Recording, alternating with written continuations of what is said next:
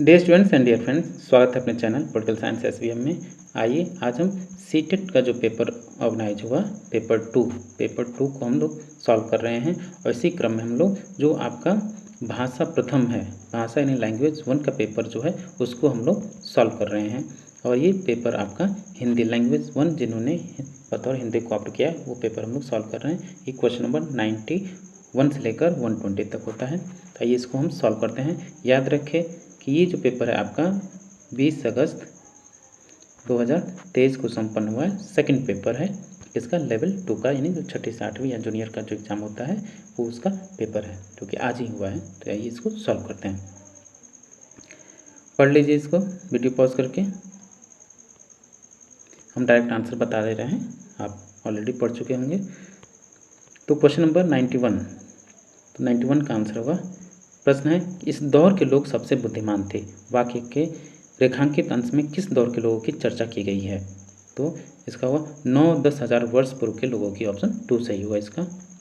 Sorry. Question number 92 है, भक्ति योग का महत्व है। भक्ति योग का महत्व क्या है? सापेक्ष दुनिया की प्राप्ति में। नेक्स्ट क्वेश्चन आपका क्वेश्चन नंबर 93, डैश एवं डैश योग भक्ति मार्ग को सशक्त करेंगे। यानी कौन कौन से मार्ग भक्ति मार्ग को सशक्त करेंगे? तो क्वेश्चन नंबर 93 का आंसर होगा ऑप्शन नंबर 3, कर्म योग और ज्ञान योग। ऑप्शन 3 सही होगा।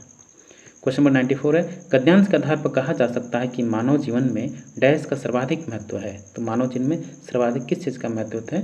तो आध्यात्मिकता का। ऑप्शन 2। क्वेश्चन नंबर 95 है, क्वेश्चन नंबर 95, मानव जीवन के लिए एकमात्र मार्ग है। मानव जीवन के लिए एकमात्र मार्ग आपका भक्ति का है। क्वेश्चन नंबर 96 है, मनुष्य के पूर्वजों ने किस चीज़ की आवश्यकता को नहीं समझा था? तो मनुष्य के पूर्वजों ने मानसिक विकास की आवश्यकता को नहीं समझा। ऑप्शन 3 सही होगा। क्वेश्चन नंबर 97, विशेषण विशेष्य का उदाहरण है। विशेषण और विशेष्य का कौन सा उदाहरण है? तो आपका उज्ज्वल पक्ष है। क्वेश्चन नंबर 98, सापेक्ष का विलोम शब्द क्या है? तो सापेक्ष का विलोम शब्द आपका निरपेक्ष है। ऑप्शन 2 सही होगा। क्वेश्चन नंबर 103, कविता की कौन सी पंक्ति मनुष्य के मनोबल को बढ़ाती है? सॉरी, क्वेश्चन नंबर 98 के बाद 99 है, समूह से भिन्न शब्द कौन सा है? तो समूह से जो भिन्न शब्द है आपका ऑप्शन नंबर 2 तेजी होगा। क्वेश्चन नंबर, ये आपका पैराग्राफ है, आप इसको पढ़िए, फिर इसके आधार पर आपको प्रश्न देना है, प्रश्न का उत्तर देना है। तो आप पढ़ लिए होंगे, तो डायरेक्ट आंसर देखिए। कविता के अनुसार अपने सपनों को पूर्ण करने के लिए क्या आवश्यक है? तो कविता के अनुसार अपने सपनों को पूर्ण करने के लिए जरूरी है निष्ठा एवं इच्छा शक्ति होना। क्वेश्चन नंबर 101, जीवन में सुख दुख आशा निराशा की स्थिति क्या होती है? मानव को हरा देती है या मानव को सशक्त बनाती है? तो जीवन में सुख दुख आशा निराशा की स्थिति जो है वो मनुष्य को सशक्त बनाती है। ऑप्शन 2 सही होगा। क्वेश्चन नंबर 102, शहर का अर्थ क्या है? तो शहर का क्या अर्थ है? तो शहर का जो अर्थ है वो आपका सुबह है। क्वेश्चन नंबर 103, कविता की कौन सी पंक्ति मनुष्य के मनोबल को बढ़ाती है? तो कविता की जो कौन सी पंक्ति मनुष्य के मनोबल को बढ़ा रही है तो है आपका, एक दिन आएगी अपनी शहर। ऑप्शन,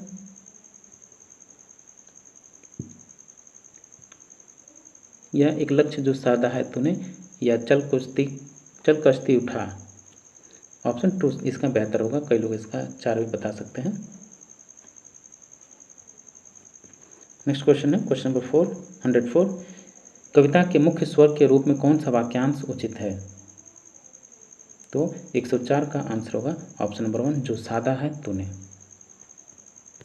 क्वेश्चन नंबर 105, फिक्र का समानार्थी शब्द क्या है? तो फिक्र का समानार्थी शब्द जो है आपका चिंता है। नेक्स्ट क्वेश्चन, शिक्षार्थी क्या करती है उस उदाहरण को पढ़ें और उदाहरण से मेल खाती हुई युक्ति का चयन कीजिए। यदि मुझे किसी का अर्थ समझ में नहीं आता है तो मैं देखने का प्रयास करती हूँ। क्या? तो संदर्भ सामग्री की मदद लेना। ऑप्शन 1 इसका ज़्यादा करेक्ट आंसर होगा, ज़्यादा बेटर आंसर है। क्वेश्चन नंबर 107, नैदानिक परीक्षणों का प्रयोग करके प्रयोग किसके आकलन के लिए किया जाता है? तो 107 का आंसर होगा ऑप्शन नंबर 3, शिक्षार्थी की भाषा की मजबूत और कमजोर बिंदु को। क्वेश्चन नंबर 108 है, निपुणता परीक्षण सदैव किसका आकलन करते हैं? क्वेश्चन नंबर 108 का आंसर होगा ऑप्शन नंबर 1, भाषा का वह स्तर जहां तक विद्यार्थी की पहुंच बन गई है, ऑप्शन 1 सही होगा। क्वेश्चन नंबर 109 है, एक अध्यापक ने विद्यार्थियों को समूहों में विभाजित किया और हाथियों पर कहानी पढ़ने से पहले उनके बारे में आयोजित प्रश्नोत्तरी में भाग लेने के लिए कहा। यहाँ पर अध्यापक क्या मंतव्य है? क्वेश्चन नंबर 109 का आंसर होगा ऑप्शन नंबर 1 कि टॉपिक के प्रति रुचि पैदा करना। क्वेश्चन नंबर 110 है, भाषा के कक्षा में एक विद्यार्थी अवरोध पैदा कर रहा है, इस विद्यार्थी के साथ किस तरह का व्यवहार किया जाना चाहिए? क्वेश्चन नंबर 110 का आंसर होगा ऑप्शन नंबर 4, उद्यमी विद्यार्थियों पर ध्यान देना चाहिए।